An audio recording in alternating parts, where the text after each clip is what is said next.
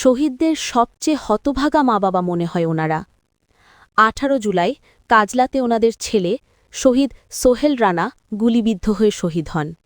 ঠিক ৩৬ দিন পর ওনারা খুঁজে পান মাথায় গুলিবিদ্ধ হয়ে মগজ গড়িয়ে নিচে পড়ে থাকা ছেলের লাশের ছবি। নিশ্চিত হন ছেলে শহীদ হয়ে গিয়েছে। এরপর থেকে এখনও ছেলের লাশ খুঁজে বেড়াচ্ছেন। সম্ভবত গণকবরে কোথাও শুয়ে আছেন সোহেল রানা, কিন্তু এখনও কেউ নিশ্চিত করে বলতে পারেনি এটাই হাসিখুশি এই মানুষটার কবর। নাহিদ, সার্জিস, হাসনাত থেকে শুরু করে সরকারের বিভিন্ন দায়িত্বশীল ব্যক্তি সকলেই ওনাদেরকে আশ্বাস দিয়েছেন, কিন্তু বাস্তবায়ন করতে পারেনি। আর এমন মা বাবা আছেন ১১০-এর বেশি, যারা প্রতিদিন গণকবরে যাওয়া আসা করেন ছেলের ছবি হাতে নিয়ে। রাষ্ট্র, তুমি শুধু কবরটা খুঁজে দাও।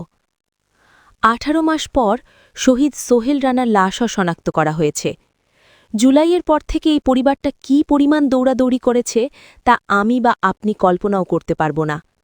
সবকিছুই শুধু একটা জিনিসের জন্য, ছেলের কবরটা পাওয়া। আমার সামনে বসে থাকা এই মা, এমন কোনো প্রোগ্রাম নেই যেখানে তিনি না গিয়ে থাকতেন।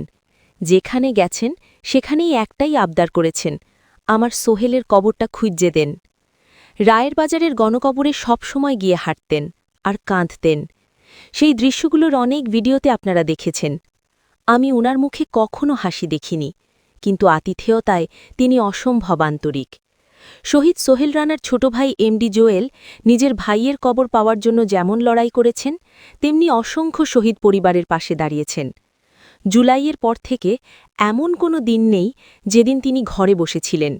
শহীদ পরিবারের প্রয়োজনে সবসময় ছুটে গেছেন। আজকে তিনি এবং তার মা শহীদ সোহেল রানার কবরে অসংখ্য কেঁদেছেন। বাসায় ফিরে আমাকে মেসেঞ্জারে ছবি পাঠিয়ে সেই দৃশ্যগুলো দেখাচ্ছিলেন। আহারে জুলাই, অনেক পরিবারকে অনেক কষ্ট দিয়ে ফেলেছিস।